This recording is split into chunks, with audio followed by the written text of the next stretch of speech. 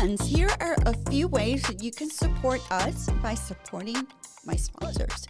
Elmer Garcia, Realtor, and AVS Concepts, Audio and Video Home Entertainment. Those are my sponsors. Go follow them. You can find the information on the description. The other way you can also find out of everything that we're doing is join our newsletter at tbbbyalicia.com, and that's going to give you all the things that we're talking about, everything, all the resources, all the stuff that you want to know. The other way that you can also support us and keep our podcast thriving is through joining our Global Vibes Insider community. What is that? What is the Vibes Global Insider? It is a group where you can come in as an insider and subscribe and join to the community. And it was created for you, to inspire you, to educate, to show how you can craft the life you wish to live. It is filled with experiences, including in-person events, business masterminds, speakers, resources. You get shout outs in the podcast. We invite you to workshops. We get to go on local trips and even wine tastings. So how do you get to join that group? So you'll go to my website at tbbbyalicia.com, and then you select the community group, and there's 3 tiers. The first tier is the secret tier. It's for $10, and that includes a t-shirt, a signed book by me, and a shout out on the podcast, $10 a month. The next tier is the explorer tier, and that is for $25 a month, and it's a t-shirt, a book, and a shout out. Plus, I'm including a monthly one-to-one chat with me, and those are monthly one-on-one chats with me. You don't want to miss those. Those are amazing 30-minute one-to-one chats for $25. And the last tier is a $45 Globetrotter, and that includes all the things I mentioned before: the t-shirt, the book, the monthly one-on-one, the shout out on the podcast. Plus, you get invite to members only, insider only events, a welcome travel gift box. You know, I bring great things for my travels. And also I'm adding a digital style mood board for you. It includes styling, it includes accessories, everything customized and personal for you. Again, this is how you can contribute, and you can be a part of us, and you help us keep our podcast thriving. I hope you join.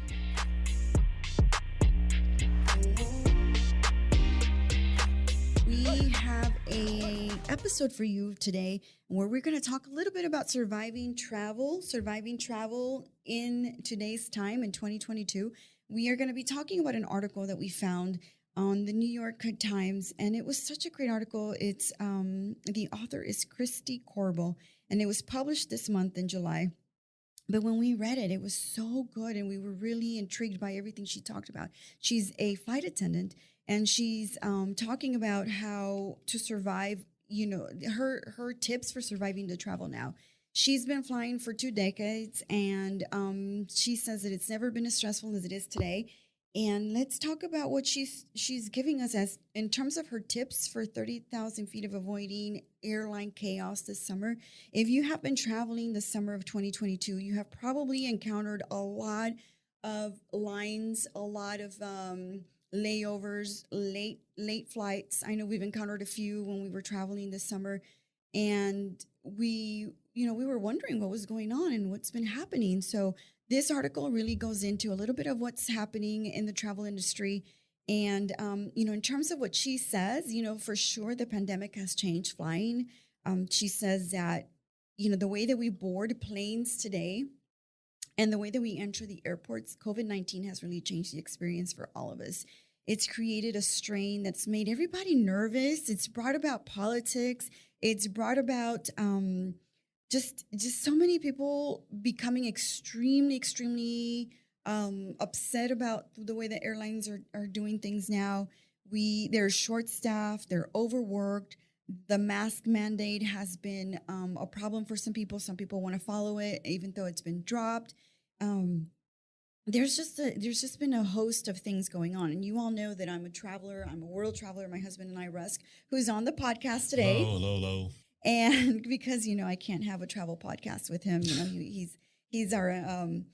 Are you my resident travel agent, by the way? I think I am a resident travel agent by default. I think we just kind of grew into those roles as we, evolved. People always ask me how we find the places to travel to, and I always say you find them. I found it because my father used to have a travel agency back in the mid to late '90s, and I used to sell airline tickets and cruises and packages. And so I learned. I learned from other folks traveling around the world and the destinations, and it kind of stuck with me all these years. And the cool hotels and kind of hidden spots. So that's where I always got my education in terms of where to go, what to see, what to visit. Yeah, and I think that's a great way for anyone to be introduced to traveling is to really, find where people are going and what they like about it and then get their recommendations and head out there as well. And one thing we wanted to talk about as well is travel etiquette. So we're going to do a little bit of travel etiquette and we're going to bring a little bit about like how you should behave yourself when you're traveling because we find that a lot of people get very, very upset over little minute things. And you've got to remember that airlines right now are short staffed and they're overworked. Well, traveling can be a stressful experience. And some of my friends that tell me that they don't like to travel, they don't like the stress that goes with traveling. But I always counter and say, well, it's the destination you're going to. Unfortunately, it does take a little bit of stress getting through the security, the long lines, the delayed flights, the lost baggage. But the benefit always supersedes the pro always supersedes the con in this particular situation. And where you're going, once you get there, you always kind of feel like it's better than having to deal with all that because it's not all the time. It's just some of the time. So I think what we had come across this article in the New York Times the other day, and I think it has a lot of good tips to helping travelers out there manage the stressful environment, particularly post-pandemic. And what the article focuses on is how to make your trip less stressful Right. after the pandemic because the airlines honestly are catching up. They furlough, they let go a lot of former employees when they obviously the planes were grounded. A lot of early retirement packages is from what we're reading. And now, as soon as the masks were lifted, there was this influx of people getting back on the plane. It was kind of like a green light psychologically in everybody's head. We can go back. The COVID restrictions are being loosened around the world. You don't have to have a COVID test to travel anymore domestically. You don't have to have a COVID test to come back to the United States. There are a few pockets of countries that still require them, but the major travel destinations, particularly in Europe and in South America, they're no longer requiring the travel. And so what she refers to, for example, is because that there are this high demand and low supply situation going on in the availability of flights is to book early. Find a flight that's early in the morning. Don't find a flight later in the afternoon. And there's two reasons for that. One reason is that most flights don't get canceled in the morning because there's an available supply of flight attendants, ground crew, and pilots. Because most of them are achieving that 12 to 16 hour window that the FAA requires that they get rest. And then the other argument is that if you take a flight earlier in the morning as opposed to the afternoon, especially in the summer, less chances of getting delayed by a storm. Not a meteorologist, but when I remember from ninth grade or eighth grade science classes, as the heat builds up during the day, you get these afternoon storms, and that tends to delay flights. So, and she says that if you're going on a cruise, leave the day before and count it as a vacation day. Yes, leave the day before. Don't go this exact day that you're getting on the cruise. Like go the day before, consider it part of your vacation, maybe stay at a hotel, explore the city, have a drink, right? And that way you don't stress out about getting there because after all, ultimately, as everyone knows, it's a vacation. It's supposed to be an anti-stressful environment and you're getting away from the daily grind, from the daily stresses. And so why make it stressful getting somewhere? Why wait till the last minute to do something? Exactly. And then you miss your cruise and then you find out you missed your friend's wedding, you missed your brother's wedding, you're late to, something personal. She's suggesting to obviously, and it seems common sense, but before the pandemic, it was a little bit more efficient, but now it's less efficient in terms of on-time arrivals, on-time departures. So she's suggesting that you leave earlier in the day. That way you don't stress getting there. Yeah. And then she's also suggesting that if you can, take a direct flight. Yes. And if you can, don't book the seats in the back of the plane. because it's not their job, the flight attendants, to rearrange so everybody can sit together. And she also does mention that if the flight is booked and there are no takers for compensation to take a later flight, the folks that booked their flight with the least economic fare are the first to get bumped off, the most highly restricted fares. So you're going from the back of the plane, the front of the plane. They're the first to go, and you're the last to check in of the restricted flights. They have a log of when you check in, and you're typically the first to get kicked off the flight. Wow. Yeah. It seems logical. I mean, it's just a market capitalistic approach where you pay more, you get better service. You pay less, you get less service. Right. Exactly. So fly direct. Yeah, and fly direct. And if you can't fly direct because of a ground crew shortage, and also because of the crew that handles the baggage, there's also a shortage there as well. She's suggesting or recommending that you carry on. Buy yourself a slightly smaller carry-on bag. We just did that because we're taking a couple trips, and one of them requires a flight change in New York. As much as I like the bag, I'm thinking about how in the world I'm going to fit all my clothes in there. We had a couple friends that at least traveled through Europe trying to get to other destinations, one in Africa and one in the Middle East, and their bags got lost. It was a nightmare, and it was 3 days before they got their bags, and it's a nightmare. It's inconvenience either way, whether you lose your bags and for 3 days, or you take a slightly smaller bag and pack less and kind of make it work with what you got, but carry the bags with you, and then you don't have to worry about it. So that's unfortunately the realities of traveling at this moment. So, babe, what am I going to do with all my travel photos that I want? What am I going to do? We're just going to have to take less of them. No, we're going to take the photos with the same outfit. You have to take the photos with the same outfit. We can do that too. But she also said, if you're going to fly direct, to make sure that you give yourself, if you're going to do if you're going to do a layover, not just when you fly direct, but if you're going to do a layover, give it at least 3 hours. Yes. Critical. Of a layover, right? Which makes a ton of sense. Even though sometimes I'm a little annoyed with you when you do that to me, because I'm like, why am I waiting here for 3 hours? Right. But it does make sense because we've been in those predicaments. But the day is lost anyways. No matter where you're really traveling, whether you're going domestically for 2-hour flight or 4-hour flight, you need at least you got to be at the airport 2 hours before. You got to wake up 2 hours before that.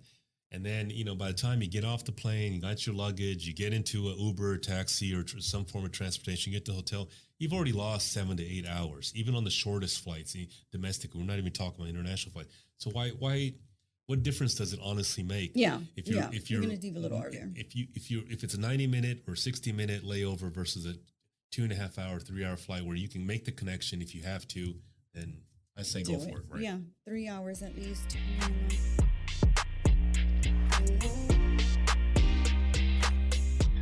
Friends, I must tell you, I know the place to go if you need house audio, TV installation, security monitoring. I am telling you, these people are so good that I cannot wait to share them with you. AVS Concepts is the place to get all of these things taken care of. They're the experts in audio video. If you are entertaining and you need music, call them. If you just purchased a new house and you want to have security, you've got to call them. They are the best at all of this for you. I am so excited to share them with you. They are new sponsors for the podcast.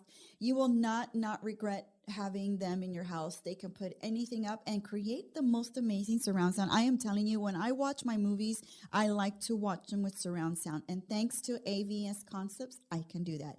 Follow them at their Instagram account, AVSC_HTX, or you can also find them at their website, avcschouston.com, and tell them that Alicia from Buy My Alicia sent you, and they will take care of you. I promise you.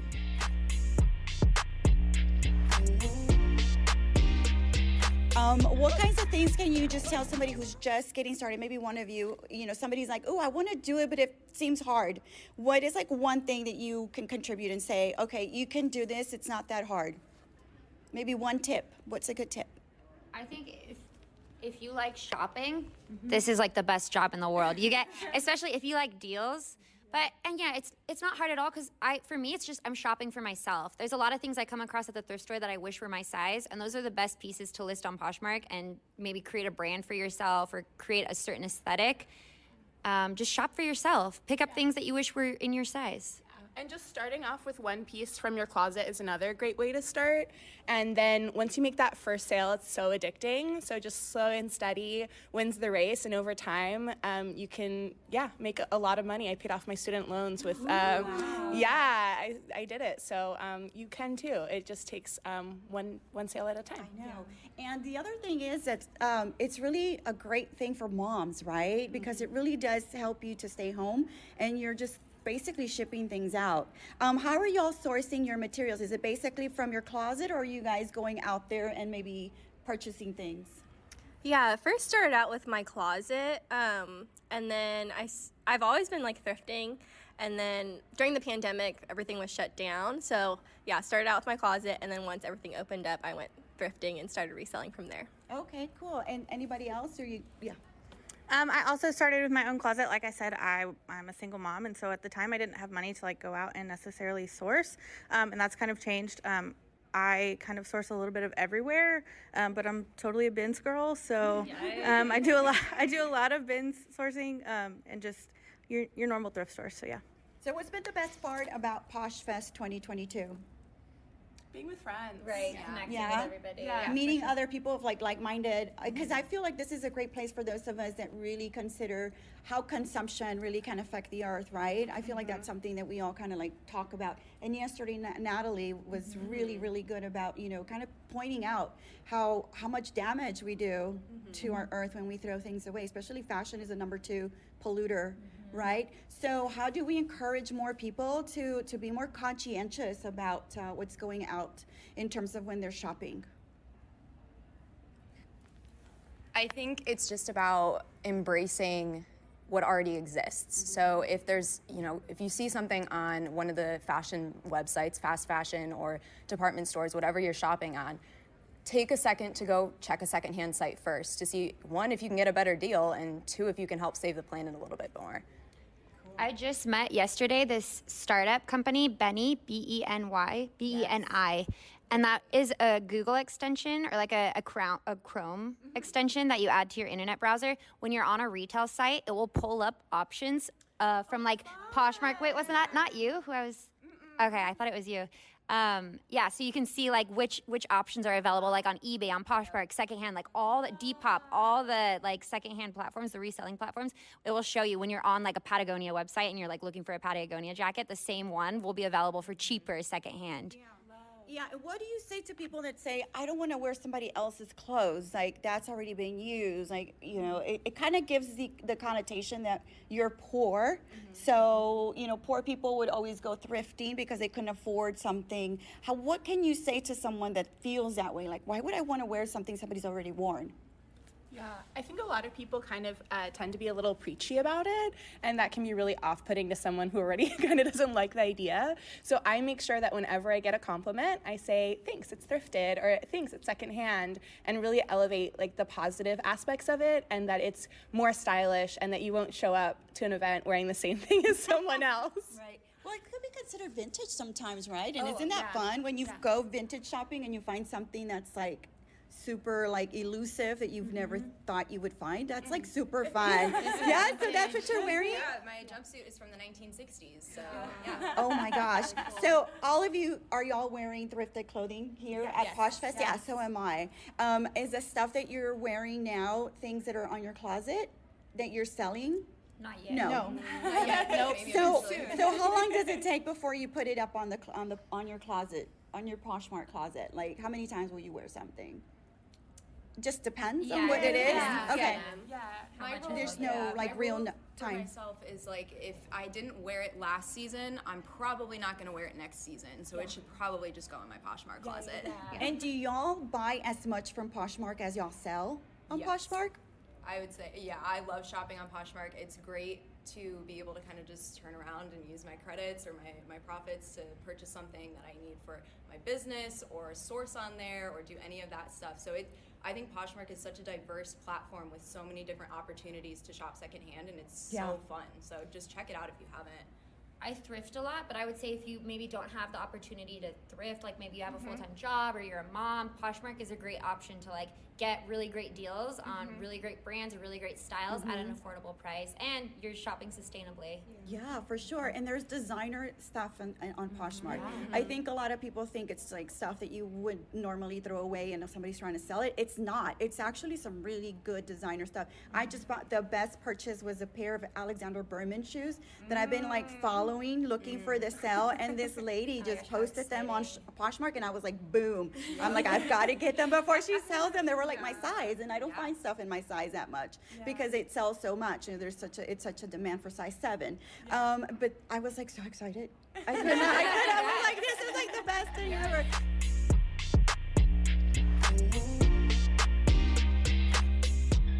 We're gonna go into something a little bit more stuff that I don't know if it's like a big deal for most people, but it's something that's been in the news a lot lately. It's the whole Tom Brady, Gisele Bündchen divorce. And I bring it up because it's something that brings up relationships and marriages, and something that I saw in one of the articles, and it said that the problem for them has always been that Gisele always felt like she was being supportive of his career.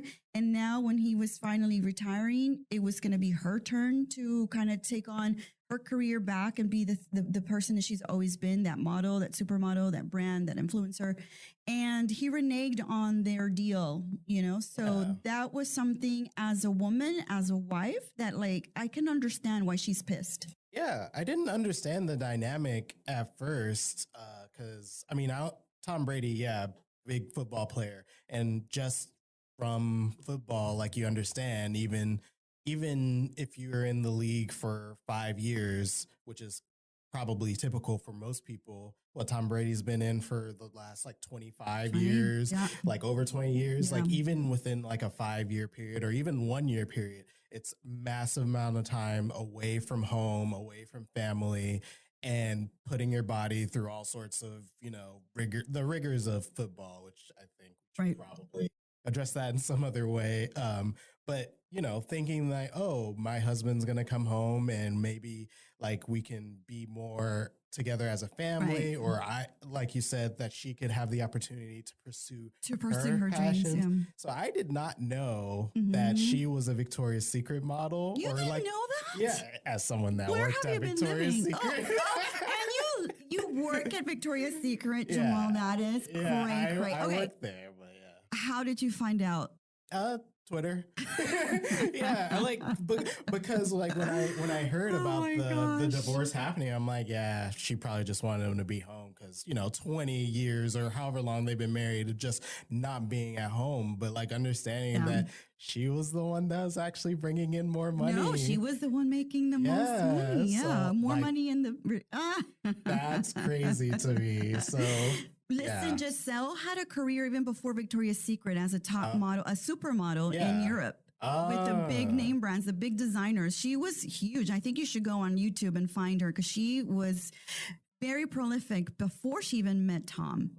So that girl's got a big bank account.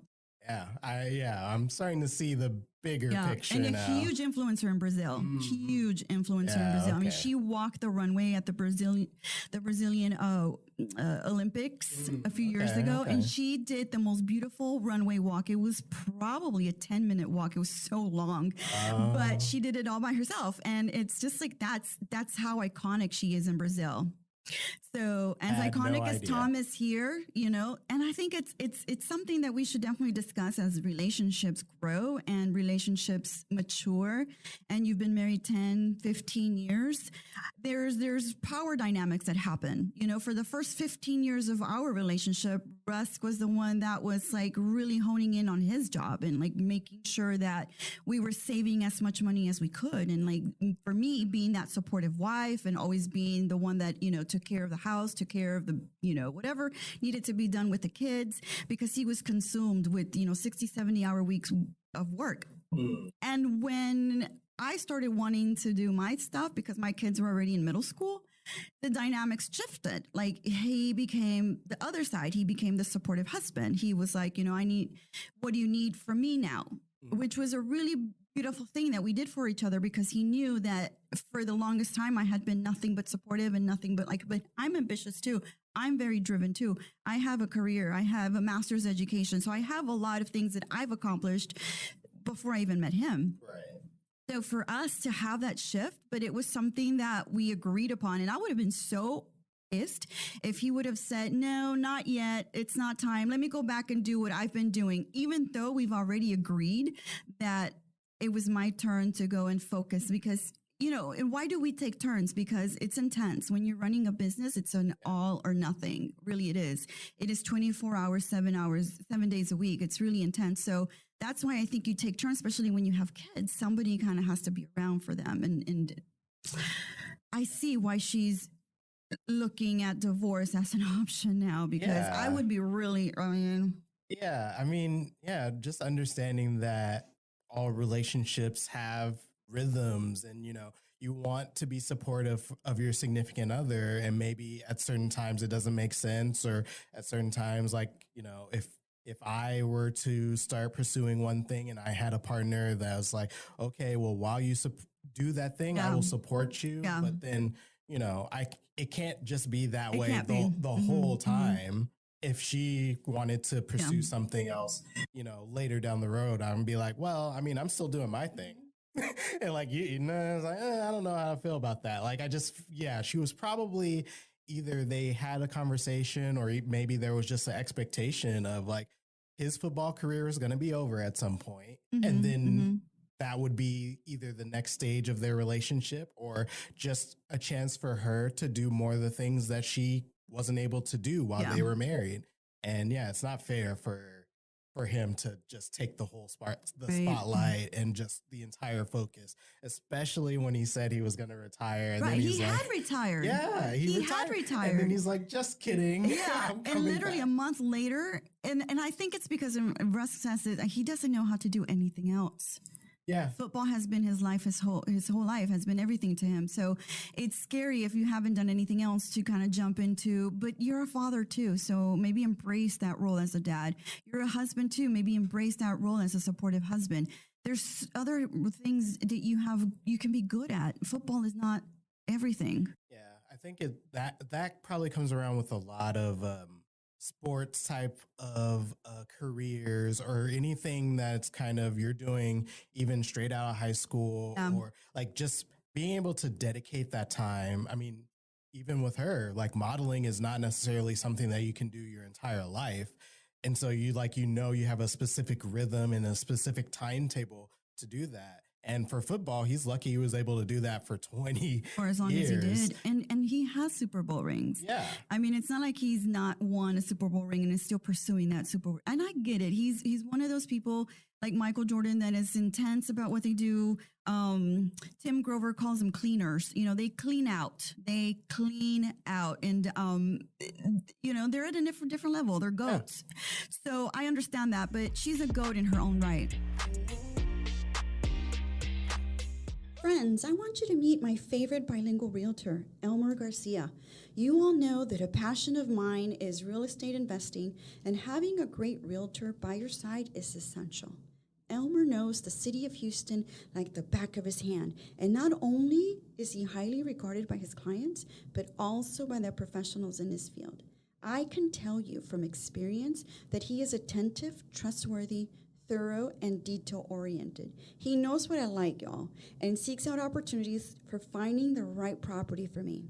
His services range from residential real estate to commercial and investment. He will guide you the entire way, I can tell you that. You can email him at elmerg.realtor@gmail.com or call him at 832-512-5752, or you can also find him on Instagram, ElmerGarcia_real estate. And don't forget, anything real estate is his forte.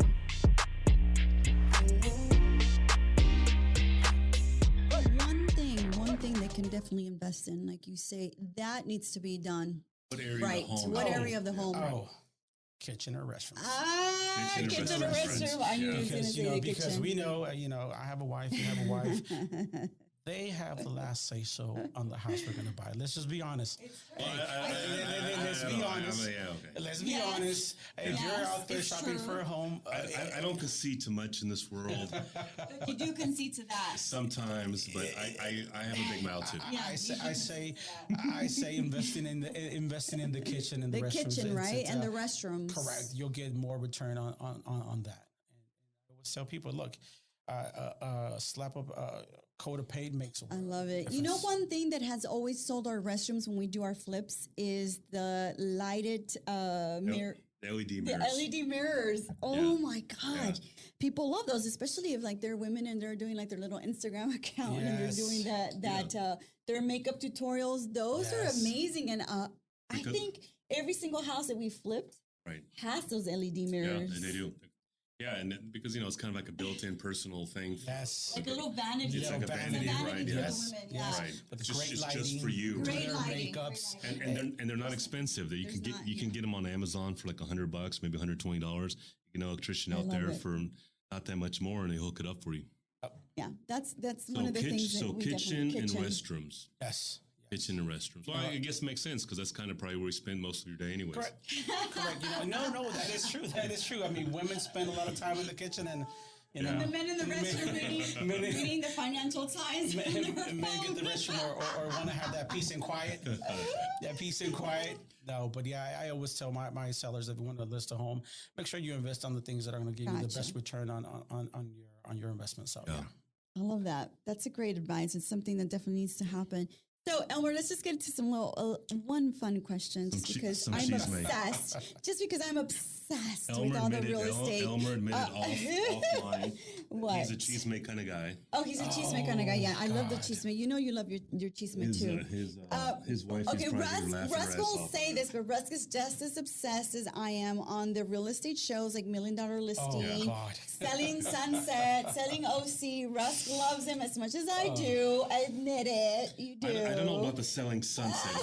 I'll tell you why, because that's extremely superficial to me. I know. It's so superficial. It's just But like the $1 Million Listing New York and LA, you love. You know Flag, you know Altman, because you know those guys, Frederick. those guys are real. Even not just those guys. I mean, even what's her name, Tracy. Tracy Right, Tudor. they're fantastic. They get into the trenches. They do the negotiating. Do you think they portray realtors realistically, Elmer? Oh God, no. No. Right. At the end of the day, we have to understand it's actually a show, guys. Right. It's a show, right? Yeah. Yes, I love watching them. I am a victim of all these shows. Can never get into Selling Sunset. It's just too much of a drama show. But Yeah, Russ doesn't get into them. what about when you encounter the realtors? What about when you sell like a home in West U or you sell a home in River Oaks? Because that's when we see those shows like $1 Million Listings, Beverly Hills.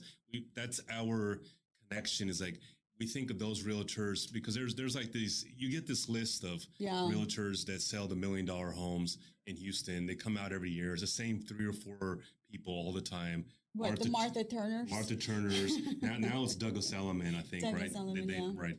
And but that's not the case, right? Even those people that sell those homes, I mean, those people that sell those homes, that's not how it is on TV, right? No, God, no. Every time I watch these shows, I always get a laugh at it, right? Because I watch all these shows from the beginning of HGTV. Everybody watches HGTV. Oh, all the rehabs and flips, And those are the shows that just... And they make it look so easy and fun. And they're not easy and fun. But it can be. It can be fun. It can be, but they're easy, usually not. But they make it seem like it's just from A to B, and that's just not true. Right. There's times where they sit here on TV and negotiate for the client, which is something we as realtors never negotiate for our clients. Right. We always have to consult with our clients, and we legally, exactly. Right. Legally, Even if you get a bullshit offer for $100,000 less than the price, you Exactly. legally are obligated to reach out, right? Yes, Right. yes. These shows do not depict what we go through as a day-to-day day as a realtor. Yeah, they're fun to watch. Watching all these $1 million sales in LA and New York and so forth. But no, they don't do a great job of depicting what our lives are on a day-to-day basis. Right. I think a lot of those shows leave out the weeds of their work, right? They'll bring out a $20 million home or $75 million home out there in Beverly Hills somewhere. It's like, wow, look at this. And it's an amazing, beautiful home. And the developer did a great job. What they don't show you is all the other shit they sell in between. They'll get that $175 million home a year or every 2 years or $120 million. But then they got all these $300,000-$400,000 houses that never makes it on TV. No, God, no, they won't. And again, right? Again, I always tell my clients, it's a show. They always want to put the biggest and brightest and the most expensive. But the problem is that the show's influential. It really is. And then we all thinking our realtor should be just like those people, right? Hey, look, I can tell you something right now. It's up to the realtor to educate the clients. Look, it's not an HGTV type of scenario. Right. You always this is the real world. Exactly. I love that. And I think the one thing we definitely take from these shows are the design ideas. Yes. One thing we definitely take from these shows, Ruska and I have been able to implement in a few ways, is the design ideas, the way they go about redesigning a restroom and redesigning a kitchen to make it look luxe and expensive without spending a lot of money. And so that's something that we definitely take on when we do our flips or designs, is like we look at those shows in terms of inspiration. It really isn't to live life them. It's really like to be inspired what they're doing and how they're achieving things. Yeah, inspirational for sure. That's one thing, right? I know that I've changed. I changed from when I wasn't a realtor. My favorite shows were the $1 million listings and the LAs. And now that I'm a realtor, now I'm more in the on hands type. I like the Property Brothers or the Fixer Upper type DIY. shows. Correct, because that actually is more of what I do on a day-to-day basis. Yes, I one day would love to sell nothing but $1 million homes, hopefully down the line. But I like the smaller shows that depict what our actual day-to-day life is as a realtor. So Sure. I love that. But even in the $1 million homes, Elmer, you would probably admit that though that may seem sexy, there's a whole different set of challenges. Oh, I mean, That comes with it. That comes with that, because we had done some flips in the higher price market area. It's a whole different. Set of clientele. It's buyers. a niche market. It's a very niche market. Right. Correct. And instead of doing, instead of selling homes, I can sell 5 in a month at $200,000. You're going to sell this $1 million home. It's going to take 3 to 4 months, because the folks that can afford that price point are definitely more discerning, definitely more. Actually, I have a friend that's an investor, and he has a $1.6 million home out there near Briar Oaks by that Ritz-Carlton, whatever it's called now. And he was telling me, I said, you had an open house, and I was asking him, I said, so what are these buyers looking for? Well, they want to know if they have a mosquito spray system in the back of your house. Oh. They want to know if the house has an elevator. They want to know if it comes with the pool service. It's like, oh my God, these things aren't even. I'm doing these homes for $200,000. Roof AC foundation. Mosquito repellent. Those are the challenges that we don't have to worry about when you're dealing with a $200,000 home or even a $300,000 home. I said, right? you got to be kidding me, right? They want a It's a niche mosquito spray. market. He goes, well, they can afford a $2 million home. They want that. This episode for me was about not only Hispanic Heritage Month, was about exposing the reasons why a lot of Latinas are doing the business the way they're doing business for themselves.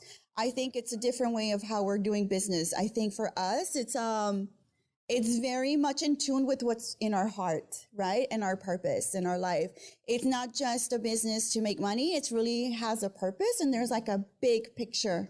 I feel that. So, the reason why I wanted to bring y'all is because I wanted to discuss how your family and your heritage shaped your perspective and changed how you influence and how it's influenced you, how they have influenced you. So let's start with Gabby of Miradela. I have a few things that I want to, get to know a little bit about you. So welcome to the podcast again. Thank you so much for making the time to be here. We are starting Hispanic Heritage Month. It is September 15th, and then goes through what? October 15th, right? So I think it's like a month in there. And I find that for me, it's just like a way to introduce the world to you guys and you guys to the world. So thank you for being here. So Miradela and Sweet Like Pan Dulce. So, one of the things that you mentioned in your website is that you wanted to make it feel like home. Exactly. Right. So, and it's something that celebrates your cultura, something that's very important to you. I especially love your chiflada tee, which I'm wearing. Love it. I love it because I definitely am a chiflada. My husband says, you're the most spoiled woman that I've ever met. And I'm like, yep, I sure am. And, no shame. But how did you come to embrace the word chiflada? And why is that like a big, I think it's like one of those identifiers. Whenever somebody sees it, oh yeah, I know where you got that. It's so funny. I feel like people that don't know the meaning of chiflada, and when I do explain it, they are like, you know what? I do know somebody that's spoiled, or I'm spoiled that way. So it's definitely brought either like non-speaking, Spanish speakers together. But with the history behind that, me growing up, I was the youngest of two sisters. Okay. And so I was always, I guess, getting my way with things. And that's where my nickname kind of came about, being a chiflada or being called chiflada. And it's definitely something I grew up as a child and, in a Mexican household with both of my parents being from Mexico. And I wanted, and that was actually one of my first designs I came up with Miradela. And I wanted it to be something that I connected with. And I always think, when you come out with a product, you have to truly believe in it. And you're not just, like you said, it's not all about making the money. It's about making that connection and it has to feel special, And so when I came out with that design, I was like, I think I'm really onto something. And then I released it. That was like almost 5 years ago. And I released it in a mug, and so many people connected with it. Like, you can love that with that. And, it's something fun, and it's nothing to be like mean about, And there's some people that kind of say that it's kind of like something mean, but it's not. No. It's something like a word of endearment, I kind of feel, Yeah. And, but yeah, so just like you said, my products and my brand, I want it to connect how I felt growing up with my family. And I feel like my customers have that connection. Yeah. They have relatable stories, or if they see like things in my store or my brand, like pan dulce, or just little items that kind of just connect us in that way of how we were raised growing up. And, but yes, and I always have to say, like, with Sweet Like Pan Dulce, I always felt like growing up going to my mom's or to my grandma's house, there was always somebody that brought it, right? And it kind of just brought up that connection of people together. Right. And that's another reason why I started the podcast, and then the podcast grew into the market, the event. And with that being said, it grew into like 50 vendors. We have hundreds of people that come together for pan dulce. And and it's like a bigger celebration rather than having it at home, but it's a huge celebration with a bigger family now. You know? Because I find that a lot of people connect to it. They connect to those words. They connect to those things. And I know for Gabby de la Rosa, the word chingona was like, it's a badass. And I feel like, when we were growing up, like my dad would call me cabrona all the time. He would say like, "Ay, Alicia, no seas tan cabrona." But it wasn't derogatory. No. It wasn't like he was telling me like, calm down, like shut up. He wasn't saying that. He would just laugh at it like, oh, there you go again, like being, intense like you always are, like leave people alone, don't be so cabrona.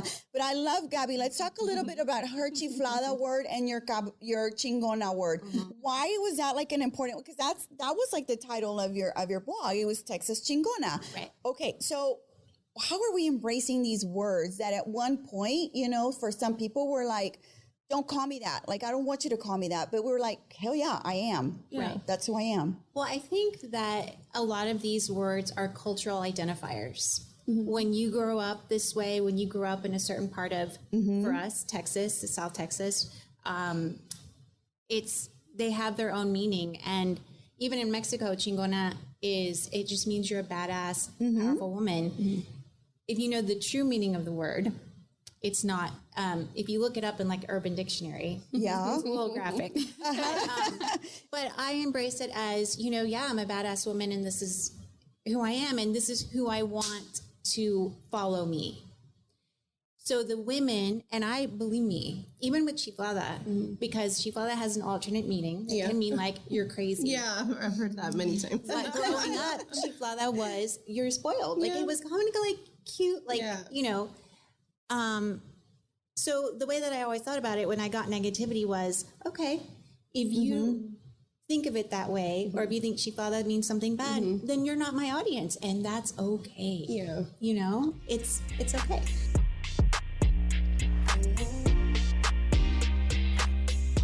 You started your store Guaraches, which is spelled Guarexez, which, by the way, the X is CH sound. Yeah.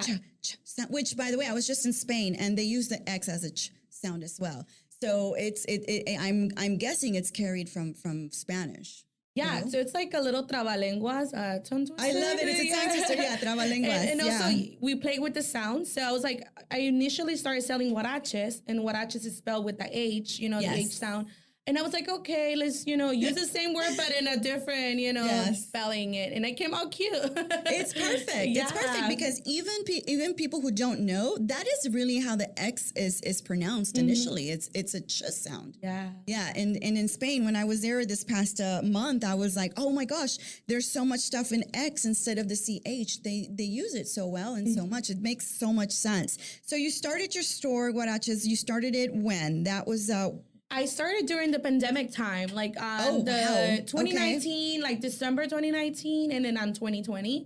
And it was kind of crazy because you would think that pandemic times will make business a little bit slower. Right. But it was the opposite because everybody was at home, everybody was on their phone. And I think that was part of my success. I used social media. I remember I first posted it on Twitter because I was very active on Twitter. I'm not anymore. I'm getting older. And I posted saying...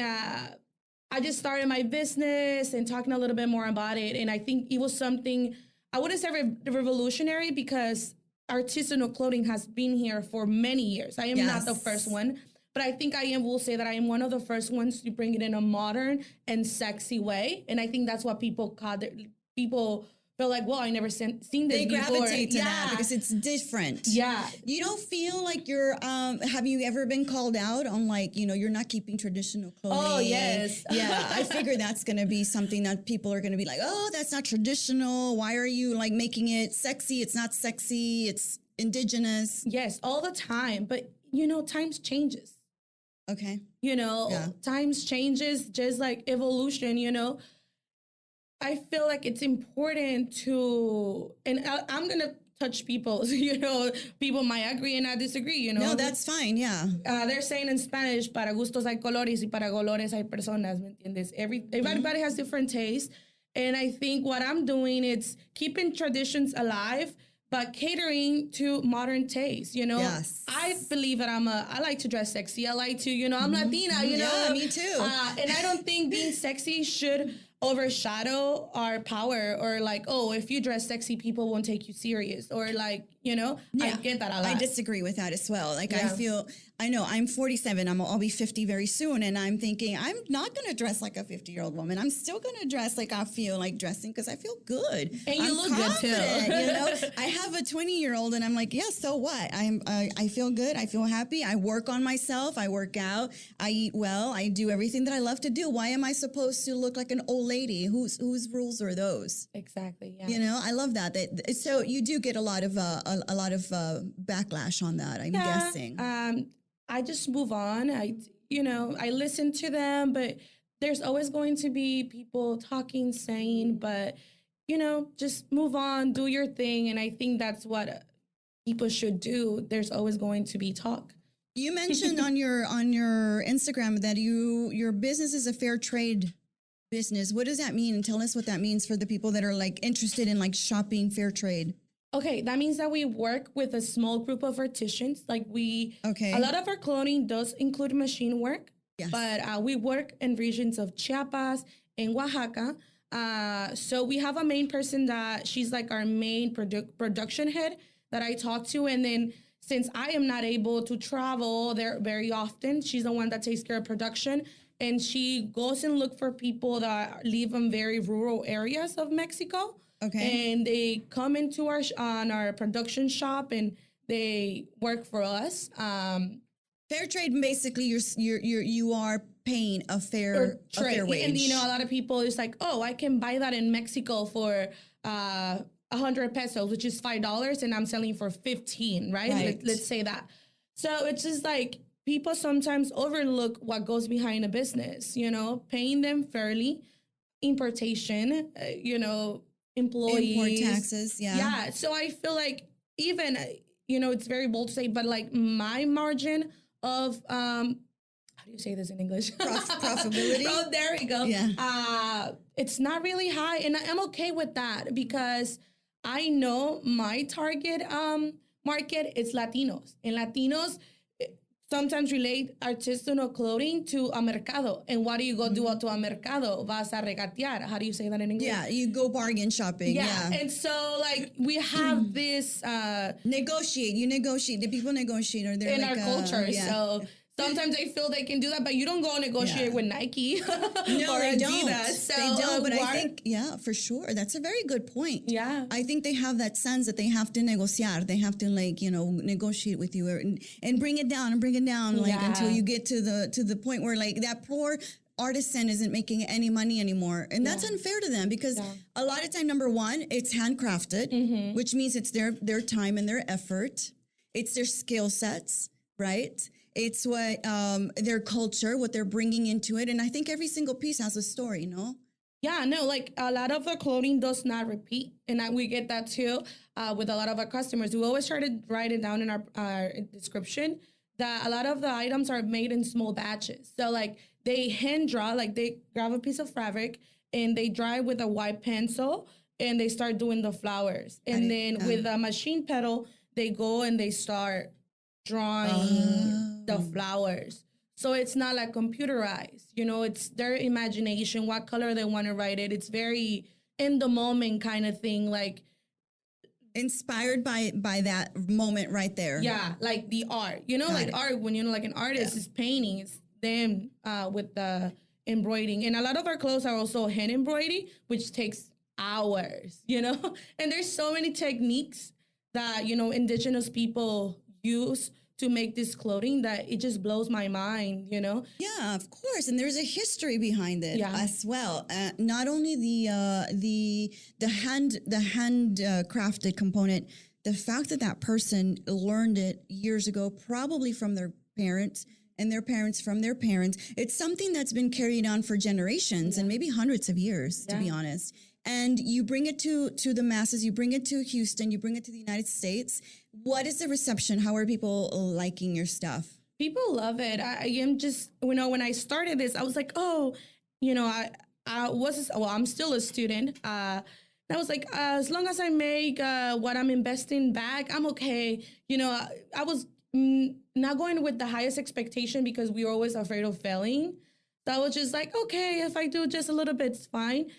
And people just went crazy. And it just makes me so happy to look back and just realize how much they have accepted it. And wow, it's just incredible when, our people unite and what they can do. So I'm thankful that a lot of people that helped me, people that didn't even know me, that, it's just crazy to think how far we have come. No, and I think one thing that you did is you tapped into the young people's need to connect to their culture, but not necessarily do it like the old traditional way. They want to do it their way, which is what the podcast and what I've been talking about lately with people is like doing business your way. And I think that is something you tapped in as a young woman, is you tapped into that nostalgia that they have for their country and their parents' countries and their, abuelitas' countries.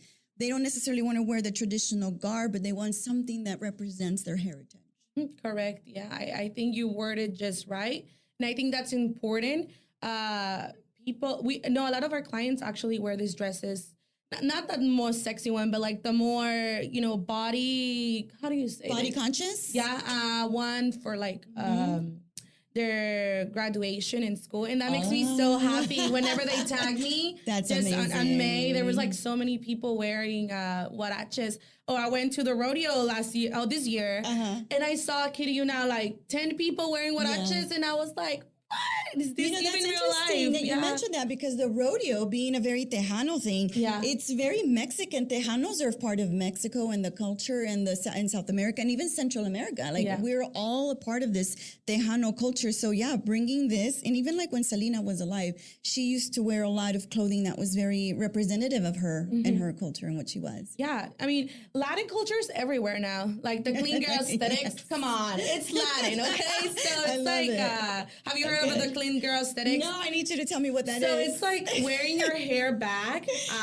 having like the blouse that you're wearing kind of thing. Am I part of that now? A little, yeah. So it's like a lot of like white people been wearing that. So like a lot of people on TikTok being like calling them out. Okay, tell me, Clean girl aesthetic.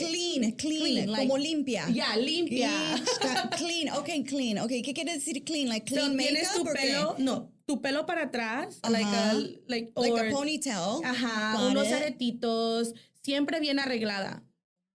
And that, you know, or like there was a girl saying forever. That's been me like for 30, 40 years now. There's this girl on TikTok calling aguas frescas spa water. Because she was making like agua de limon, like or chata, or like hibiscus water, which is Jamaica. And she's like, I'm gonna teach you guys how to do spa water. And everybody came out like she was canceled right away. That is not spa water. That is aguas frescas. And somebody educated her. Yeah, no, everybody on TikTok went crazy. Millions of people educated her. That's interesting. But see, that's what I'm talking about. That's the beautiful thing about young people and younger generations, is that you guys are tapping in to things that are so creative, so unique, so different, and saying, you know what? You may call it spa water, but that's not really what it is. It's agua frescas, and we know what it is because we grew up with this. Like you can't like fool us, basically, right? Like I love that about and the creativity you guys bring to the table. I feel like our generation is full of so much powerful women. Like I love seeing what everybody's doing. You know, everybody's working every day. Like I follow all these people on social media, and I feel like social media is changing now. Back then, it was like a lot like influencer and very like, the people that I follow, at least, when I wake up and I look at social media, I see people that inspire me. Like when I see someone that it's not bringing something to the table, it's bringing me down or comparing myself too much. I'm just like, you disconnect. Yeah. And then I follow people that are actually people that come from the same background as me. And it just, you know, it makes me want to do better and be better, you know, and I'm glad that there's so many people just like me doing this, doing things to motivate others.